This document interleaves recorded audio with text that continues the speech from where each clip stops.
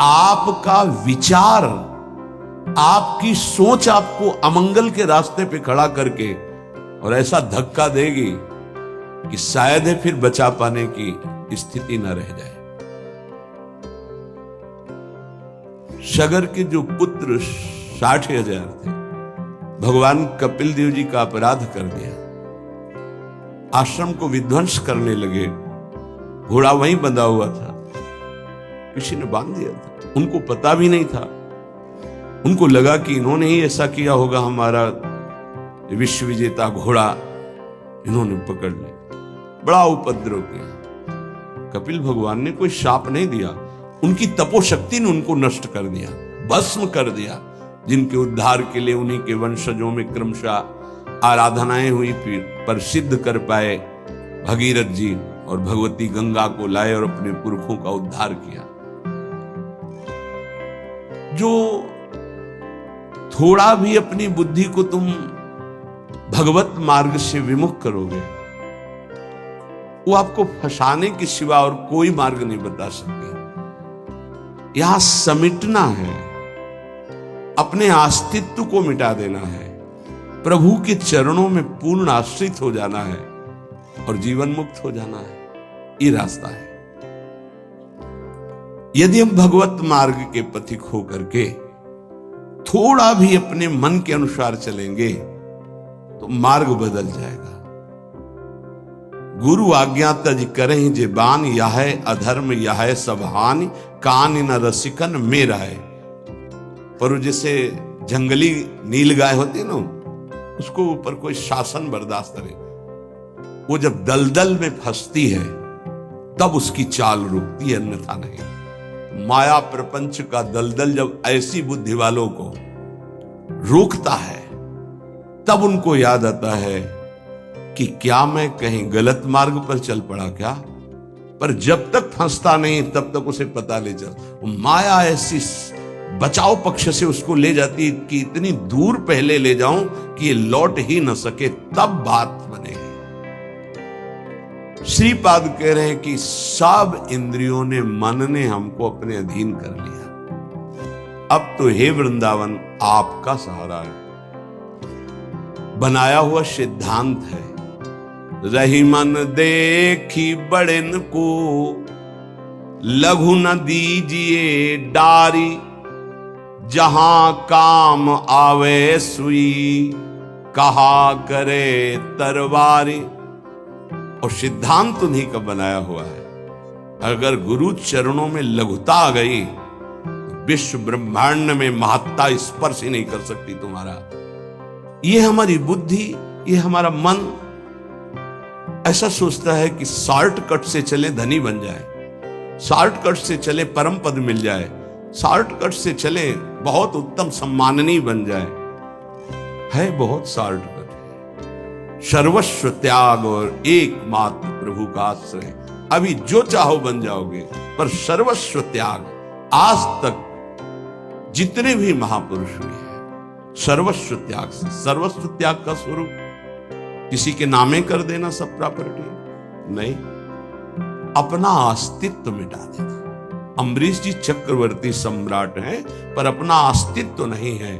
तो क्या हुआ? सुदर्शन चक्र उनकी रक्षा में है और भगवान दुर्वासा जी को द्विज कहते हैं और अम्बरीश जी को भक्त कहते हैं। अहम भक्त पराधीनो अस्वतंत्र युद्ध। तो मैंने वृंदावन का आश्रय लिया, अब वृंदावन संभालेगा। तो वृंदावन किस रूप में संभालता है? संत रसिक सदगुरुदेव के रूप में संभालता है। यदि हम ना उनकी आज्ञा का पालन करें, अवहेलना करें, तो बड़े कृपालु हृदय के होते हैं। वो संत है। संत सरल चित जगत हित, जानि स्वभाव स्नेह। तुम क्या जान पाओगे हृदय में तुम्हारे ही प्रति कितना दुलार है। सांप को चाहे जितनी प्रार्थना करो, आरती उतारो, दंडवत प्रणाम कर लो, कह दो सीधे चलो तो कभी नहीं चलेगा वो। उसकी चाल ही टेढ़ी होती सांप की तरह। ऐसे जो कुटिल बुद्धि के होते हैं, हाथ जोड़ो, पैर छुओ, दुलार करो, गले लगाओ, जीवन दे दो, लेकिन वो सांप की तरह ही कुटिल बुद्धि से चलेंगे। उनका जो विषैला स्वभाव है वो उनकी आध्यात्मिक शक्ति का नाश करता है। उनको लगता है मैं बहुत बड़ा अध्यात्म कर रहा हूं। अध्यात्म कहां से होता है? गुरु आज्ञा से होता है। अध्यात्म कहां से होता है? गुरु मंत्र के निरंतर सुमिरन से होता है।